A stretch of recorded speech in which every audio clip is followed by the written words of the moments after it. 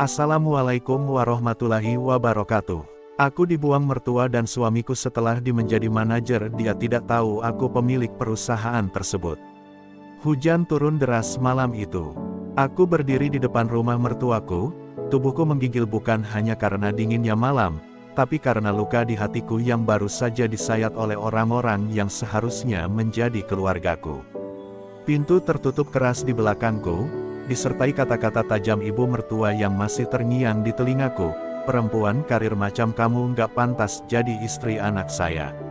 Pergi sana, sebelum saya yang lempar kamu keluar.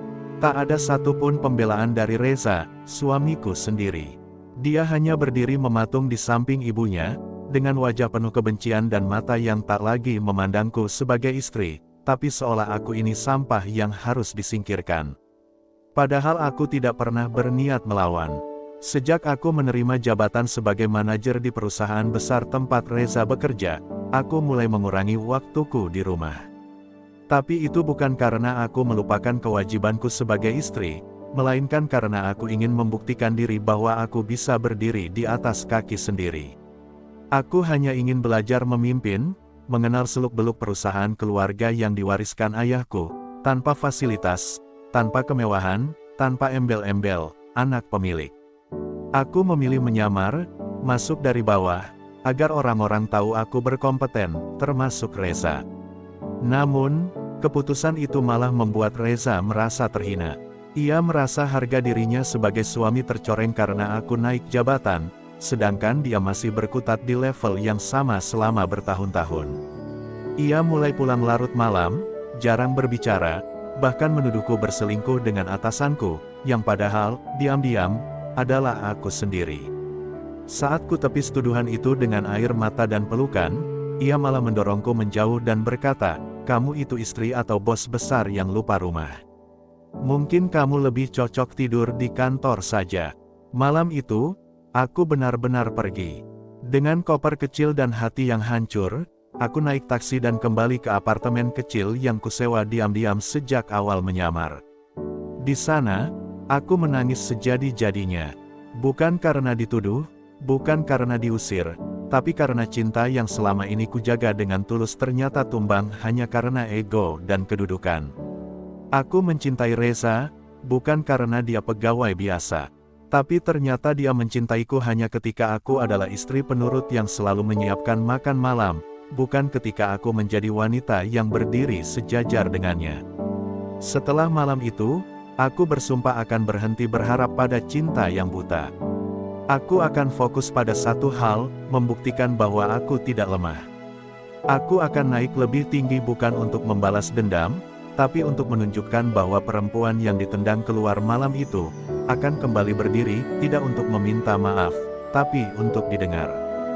Dunia akan mengenalku bukan sebagai istri Reza, tapi sebagai Rania Azhara, pewaris tunggal perusahaan raksasa yang selama ini berdiri megah karena kerja keras ayahku. Dan hari itu akan datang, lebih cepat dari yang mereka sangka. Pagi itu, matahari bersinar terang tapi hatiku tetap mendung.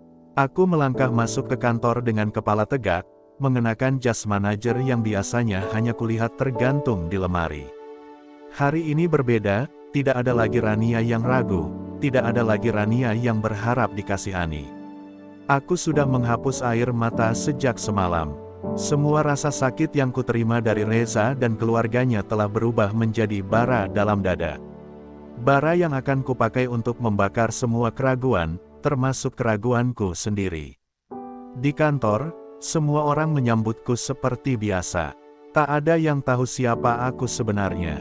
Mereka hanya mengenalku sebagai manajer baru yang cepat naik karena prestasi. Reza pun tampak seperti biasa, berjalan lewat. Tanpa menoleh, bahkan tak sadar bahwa perempuan yang ia buang adalah atasan langsungnya kini. Rasanya ingin sekali ku tertawa sinis, tapi aku tahan. Aku harus menunggu waktu yang tepat, saat aku benar-benar memegang kendali penuh. Karena saat itu tiba, aku tidak akan bicara dengan amarah, tapi dengan kekuatan. Setiap harinya aku bekerja lebih keras dari siapapun. Aku mengikuti rapat-rapat penting, mengatur proyek besar, dan menyusun ulang sistem kerja yang selama ini kusadari banyak kebocoran. Perlahan-lahan, namaku mulai disebut-sebut oleh jajaran direksi sebagai calon kuat pengganti CEO lama yang akan pensiun. Mereka tak tahu aku adalah putri kandung pemilik perusahaan ini, karena nama belakangku berbeda dan identitasku sengaja disamarkan sejak awal. Semua ini adalah bagian dari rencanaku, dari pembuktianku. Malam-malamku dihabiskan dengan belajar strategi bisnis, membaca laporan keuangan, dan merancang restrukturisasi perusahaan. Aku tidak lagi menangis karena Reza. Bagiku, Reza sudah mati, bukan secara fisik, tapi secara hati. Cintaku terkubur bersama malam saat dia berdiri di belakang ibunya, membiarkanku terhina dan diusir tanpa sepatah pun pembelaan. Kini, hanya ada satu hal yang kutuju, puncak. Dan saat aku sampai di sana, aku akan berdiri dengan senyum yang sama, tapi dengan luka yang tak lagi bernanah, karena sudah menjadi kekuatan. Di tengah semua itu, satu hal yang terus terngiang di benakku, lihat aku sekarang, Reza. Perempuan yang kamu buang itu bukan hanya manajer biasa, dia adalah perempuan yang sedang bersiap mengambil alih dunia yang kamu kira milikmu. Hari itu kantor dipenuhi bisik-bisik. Aku tahu waktunya hampir tiba. Beberapa staf mulai curiga dengan kedekatanku dengan jajaran direksi, terutama setelah aku menghadiri rapat tertutup bersama pemilik saham besar dan keluar dengan senyum tipis di bibir. Nama, Bu Rania, mulai disebut-sebut bukan hanya sebagai manajer berprestasi, tapi sebagai figur misterius yang tampaknya punya kekuasaan lebih dari yang mereka kira. Bahkan sekretaris direksi sempat berbisik ke rekannya, aku dengar dia bukan orang biasa, tapi nggak tahu pasti siapa dia. Namun yang paling membuatku tercekat adalah ketika Reza mulai menyadari perubahan sikap atasan-atasan terhadapku. Ia mencoba mendekat, bersikap lebih ramah, bahkan menawarkan makan siang, yang dulu hanya ia berikan pada rekan kerja yang menurutnya setara. Aku menolaknya dengan senyum sopan, tanpa memberi ruang untuk nostalgia. Dalam hatiku, aku bertanya-tanya, apakah ia mulai mencium bau kekuasaan? Atau apakah ini bentuk penyesalan? Tapi bagiku, semua itu sudah terlambat. Puncaknya terjadi saat rapat divisi strategis diadakan dan aku diminta memimpin langsung.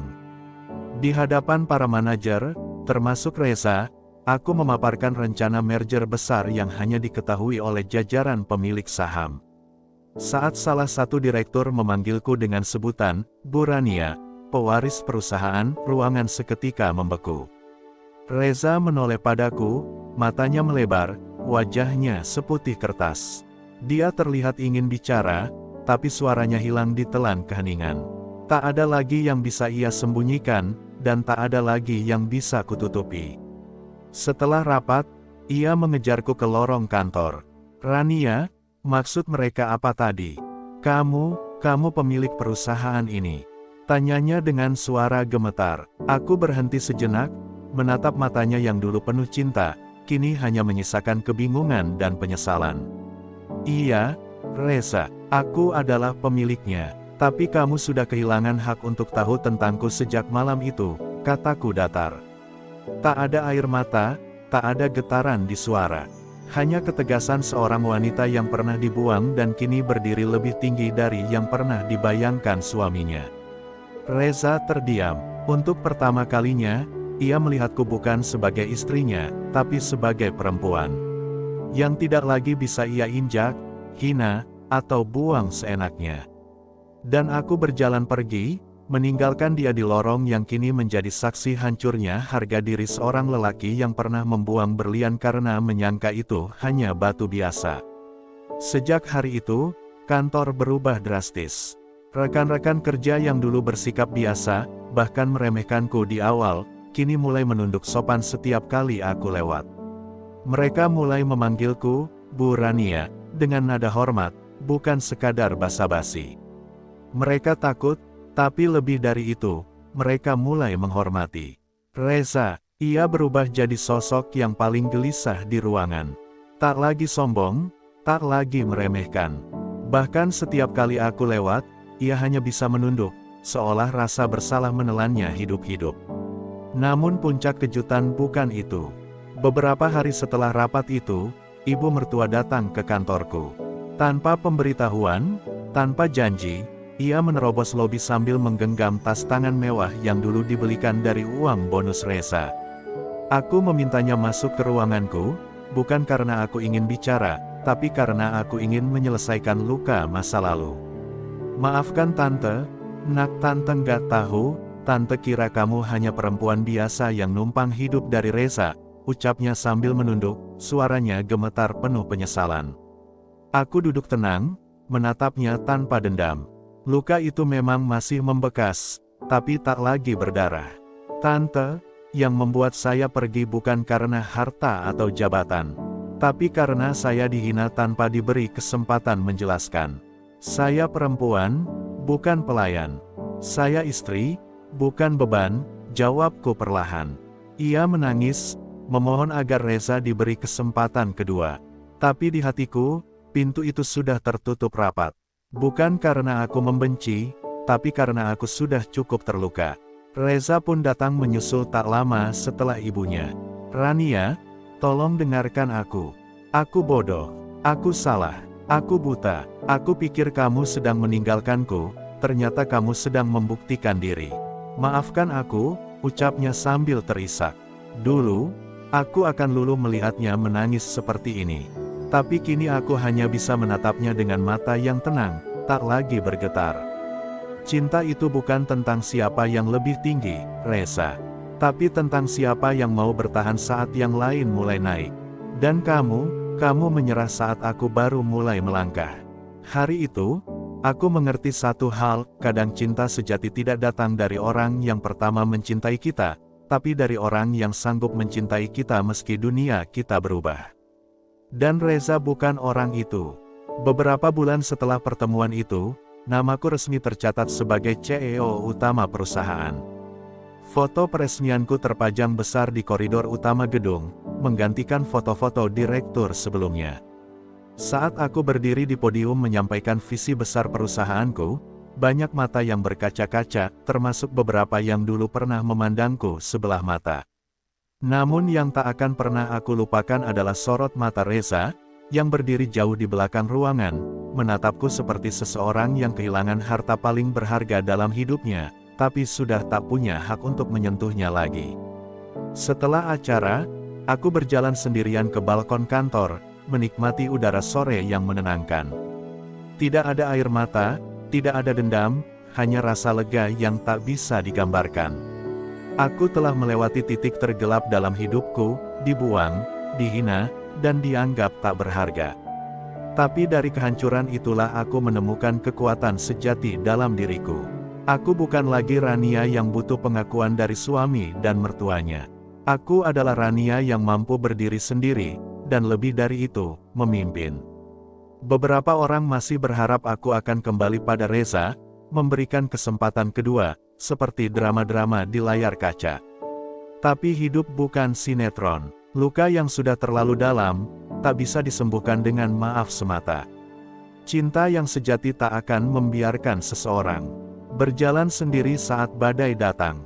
Dan Reza, dia memilih menjadi badai itu, bukan payungnya. Hari-hariku kini penuh tawa bersama orang-orang baru yang menghargai kehadiranku, bukan statusku. Di setiap ruang kantor, setiap langkah, setiap keputusan, aku membawa luka itu sebagai pelajaran, bukan beban. Aku mulai membiayai beasiswa bagi perempuan muda yang ingin berkarir, agar tak ada lagi wanita yang dihina hanya karena mereka memilih untuk bermimpi lebih tinggi. Dan di malam terakhir di akhir minggu itu, aku berdiri di depan cermin, mengenakan jas CEO baruku. Ayah, bisikku dalam hati, aku berhasil. Aku menjaga warisanmu. Aku tidak hanya memimpin perusahaan ini, aku memimpin hidupku sendiri. Untuk pertama kalinya, aku tersenyum bukan karena seseorang membuatku bahagia, tapi karena aku telah menciptakan kebahagiaanku sendiri. 1 tahun berlalu sejak namaku diresmikan sebagai CEO. Dunia memandangku dengan hormat, tapi hatiku tetap memilih untuk tenang. Di setiap keberhasilan yang kuraih, aku selalu mengingat malam saat aku diusir dengan luka. Tapi kini, luka itu sudah jadi bekas yang tak lagi menyakitkan, hanya mengingatkan. Setiap kali melihat foto-foto direksi lama, Aku sadar, aku sudah sejauh ini bukan karena mereka percaya padaku, tapi karena aku percaya pada diriku sendiri saat tidak ada seorang pun yang melakukannya. Di suatu pagi yang cerah, aku menerima undangan dari Reza. Sebuah pertemuan singkat, katanya. Setelah berpikir cukup lama, aku datang, bukan karena aku ingin mengulang kisah lama, tapi karena aku ingin benar-benar menutupnya. Kami duduk berhadapan di sebuah kafe sederhana, jauh dari gemerlap dunia bisnis. Ia tampak lebih kurus, matanya lelah. Aku tidak mencari kesempatan kedua, katanya lirih. Aku hanya ingin minta maaf, bukan sebagai suami, tapi sebagai pria yang pernah menyia-nyiakan wanita paling luar biasa yang pernah ia temui. Aku tersenyum tipis. Tidak ada kemarahan, tidak juga kebencian. Terima kasih atas permintaan maafmu. Tapi aku sudah berdamai dengan semuanya, bahkan sebelum kamu menyadarinya. Luka itu memang dalam, tapi aku memilih menyembuhkannya sendiri. Bukan karena aku kuat, tapi karena aku tak punya siapa-siapa saat itu, dan ternyata, itu cukup. Dia menunduk, dan untuk pertama kalinya, aku melihat Reza bukan sebagai mantan suami, tapi sebagai pelajaran hidup. Dalam perjalanan pulang, aku melihat sepasang suami istri muda sedang berboncengan motor tua, tertawa kecil di bawah terik matahari. Ada cinta di antara mereka, sederhana tapi nyata. Dan aku sadar, aku tidak kehilangan cinta, aku hanya kehilangan arah sejenak. Kini aku tahu, cinta sejati bukan tentang siapa yang mendampingi di pelaminan, tapi siapa yang bertahan saat dunia membentur. Dan bila Tuhan belum mengirimkan orang itu padaku, maka aku akan terus berjalan, sendiri pun tak mengapa, selama langkahku masih kuat. Malam harinya, aku menulis satu kalimat di jurnal pribadiku, jangan pernah meremehkan perempuan yang terjatuh dalam diam. Karena saat dia bangkit, dia tak hanya berdiri, tapi membawa badai di balik senyumnya. Dan itulah aku, Rania, perempuan yang pernah dibuang, tapi kini menjadi perempuan yang tak lagi butuh diselamatkan, karena ia telah menyelamatkan dirinya sendiri. Langit sore menggelap perlahan, hujan rintik-rintik membasahi jendela kaca kantorku. Di tengah kesibukan memimpin rapat demi rapat, aku menerima undangan khusus dari sebuah yayasan pendidikan yang dulu diam-diam aku dan ayah dirikan. Mereka ingin menjadikanku pembicara utama dalam seminar tentang perempuan dan kepemimpinan. Aku nyaris menolak karena jadwal padat, tapi entah mengapa ada dorongan kuat dari dalam hati, seperti ada sesuatu yang menungguku di sana. Hari itu, di panggung sederhana namun penuh semangat, aku berbicara tentang perjuangan yang tak terlihat, tentang air mata yang tak pernah dimengerti siapapun, dan tentang bagaimana dunia akan selalu menguji perempuan 2 kali lebih berat. Di antara ratusan pasang mata, ada satu yang tak berhenti menatapku, mata seorang pria yang tak kutahu siapa, tapi tatapannya bukan kagum, melainkan memahami. Setelah acara selesai, dia mendatangiku.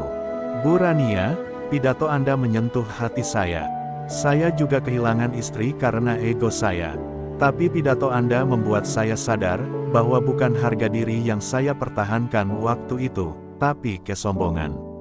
Namanya Arfan. Seorang duda dengan satu anak perempuan kecil yang langsung menyukai caraku berbicara. Kami bertukar cerita, tanpa beban. Tidak ada basa-basi, tidak ada topeng. Aku tidak lagi merasa harus membuktikan apapun. Aku hanya menjadi diriku sendiri. Dan untuk pertama kalinya dalam hidup, aku merasa dilihat bukan karena jabatan atau prestasi, tapi karena keberanian dan luka yang telah sembuh. Bukan cinta yang menggebu, bukan pula dongeng penuh drama, hanya rasa tenang, yang selama ini tak pernah kutemukan. Hubungan kami berjalan perlahan. Aku tak ingin terburu-buru. Tapi Arfan berbeda, ia tidak datang untuk menyelamatkanku, tidak juga ingin mengubahku. Ia hanya hadir, dan menetap. Ia tidak takut pada kekuatanku, tidak gentar oleh pencapaianku. Ia mendekap semua sisi diriku, termasuk sisi-sisi gelap yang dulu ingin Reza ubah agar sesuai dengan egonya. Disinilah aku akhirnya percaya, cinta sejati bukan yang membuatmu kecil agar bisa ditampung, tapi yang cukup luas untuk menampung seluruh dirimu. Malam itu, aku memandang langit dari balkon rumah. Di bawah cahaya bulan, aku berbisik pelan, "Terima kasih, Tuhan. Karena Engkau membiarkanku dihancurkan, agar aku bisa dibangun kembali. Lebih kuat, lebih utuh, dan lebih layak dicintai." Di ujung luka yang dulu membuatku hampir menyerah, kini tumbuh taman baru, yang tak dibangun dengan air mata, tapi dengan keberanian untuk bangkit dan tidak pernah menoleh ke belakang. Beberapa bulan bersama Arfan berjalan seperti musim semi dalam hidupku yang lama beku. Namun hidup selalu punya caranya sendiri untuk menguji kekuatan yang kita kira sudah kokoh. Suatu hari, aku dipanggil oleh tim hukum perusahaanku. Ternyata Reza diam-diam mengajukan klaim atas saham peninggalan ayahku. Ia mengaku pernah membantu mengembangkan perusahaan selama menjadi suamiku dan merasa berhak atas sebagian warisan yang kini kupegang. Aku terpaku, bukan karena takut, tapi karena tak menyangka ia akan serendah itu setelah semua permintaan maafnya. Arfan menemukanku duduk diam di ruang kerjaku malam itu. "Kamu baik-baik saja?" tanyanya lembut. Air mata yang selama ini kutahan pecah begitu saja. Kenapa orang yang pernah tidur di ranjang yang sama bisa tega menikam dari belakang? Lirihku. Arfan hanya menggenggam tanganku, tak banyak kata. Lalu ia berkata, "Kamu pernah bilang padaku, bahwa luka tak akan menyakitimu jika kamu tak lagi memberinya kuasa. Jangan izinkan dia mengulanginya." Kata-katanya menusuk, tapi benar. Ini bukan tentang Reza lagi, ini tentang bagaimana aku memilih menyikapi luka lama yang kembali mengetuk. Hari persidangan tiba. Di ruang yang dipenuhi wartawan dan pengacara, aku berdiri sebagai diriku yang paling kuat. Aku tak perlu teriak, tak perlu mengungkit masa lalu. Fakta hukum, bukti dokumen, dan jejak digital membuktikan semuanya. Reza kalah. Ia menunduk, mungkin malu, mungkin menyesal. Tapi kali ini aku tak menoleh. Aku sudah selesai menjadi korban. Aku sudah selesai menjadi seseorang yang berharap dimengerti. Aku berdiri sebagai perempuan yang melindungi warisan ayahnya, dan masa depannya sendiri. Sepulang dari persidangan, aku dan Arfan mampir ke taman. Kami duduk di bangku yang basah oleh hujan sisa pagi. Ia memandangku dan berkata, "Kalau hari ini kamu menang, bukan karena kamu CEO. Tapi karena kamu tahu cara membela yang kamu cintai, tanpa kehilangan siapa dirimu." Aku menatapnya lama. Untuk pertama kalinya dalam hidup, aku merasa dimengerti, bukan karena posisiku, tapi karena hatiku. Arfan tidak hanya menemani, ia memahami. Dan itulah yang membuatku percaya, bahwa mungkin Tuhan tak pernah telat. Ia hanya menunggu waktu yang paling tepat. Malam itu aku menuliskan satu kalimat di jurnal hidupku, "Aku bukan perempuan yang tidak pernah jatuh. Tapi aku perempuan yang selalu memilih berdiri, bahkan ketika hatiku ingin menyerah." Dan kini, aku memilih berdiri, bukan karena terpaksa, tapi karena aku tahu, hidup yang layak dijalani adalah hidup yang kita perjuangkan, bukan yang kita terima dengan pasrah. Senja terakhir di bulan itu membawa keheningan yang berbeda. Aku duduk di ruang kerja yang kini penuh dengan penghargaan, foto-foto perjalananku, dan secangkir kopi yang belum sempat kuminum. Semua perjalanan ini terasa seperti mimpi panjang yang penuh luka, pelajaran, dan kejutan dari takdir. Aku memejamkan mata dan tersenyum, bukan karena semuanya sempurna, tapi karena aku mampu bertahan ketika semuanya nyaris runtuh. Dalam diriku kini tak hanya hidup seorang pemimpin, tapi juga seorang perempuan yang memaafkan, dan melangkah tanpa beban masa lalu. Beberapa bulan kemudian, aku resmi mendirikan sebuah yayasan atas nama almarhum ayahku, yang fokus membantu perempuan bangkit dari kekerasan rumah tangga dan tekanan hidup. Setiap perempuan berhak memilih untuk berdiri, meski sendiri. Aku ingin menjadi bukti nyata bahwa perempuan yang pernah dihina, dibuang, bahkan dipatahkan, masih bisa berdiri lebih tinggi, tanpa dendam, tanpa harus merendahkan siapapun. Karena harga diri bukan dibuktikan dengan teriakan, tapi dengan pencapaian. Arfan melamarku secara sederhana, di depan anaknya, di bawah langit malam penuh bintang. Tidak ada janji mewah, tidak ada pesta besar. Hanya janji saling menggenggam, dalam gelap maupun terang. Aku mengiyakan bukan karena aku butuh dilindungi, tapi karena aku sudah cukup kuat untuk memilih cinta yang benar. Cinta yang tidak datang untuk mengikat, tapi untuk berjalan berdampingan. Kali ini aku tidak takut lagi, karena aku sudah menemukan rumah, bukan di tangan seseorang, tapi dalam diriku sendiri. Kisahku mungkin tak seindah dongeng, tapi juga bukan tragedi. Ini adalah kisah nyata perempuan yang disakiti oleh cinta palsu, namun menemukan dirinya kembali lewat badai dan kehilangan. Dan jika kamu, yang sedang menonton ini, merasa sedang berada di titik paling gelap, percayalah, itu bukan akhir. Terkadang Tuhan meremukkan kita, bukan untuk menghancurkan, tapi untuk membentuk ulang. Agar kita tahu siapa yang layak kita perjuangkan, dan siapa yang cukup kita lepaskan. Terima kasih telah mengikuti kisah ini sampai akhir. Untuk para penonton YouTube tercinta, dari lubuk hati saya yang paling dalam, terima kasih atas waktu, perhatian, dan support kalian semua. Semoga cerita ini bisa menjadi kekuatan bagi siapapun yang sedang berjuang melawan luka batin yang dalam. Saya doakan kalian semua selalu sehat, dikuatkan dalam setiap ujian, dan akhirnya menemukan cahaya di ujung gelap hidup kalian. Jangan pernah menyerah, karena kamu lebih kuat dari yang kamu kira. Sampai jumpa di kisah berikutnya. Assalamualaikum.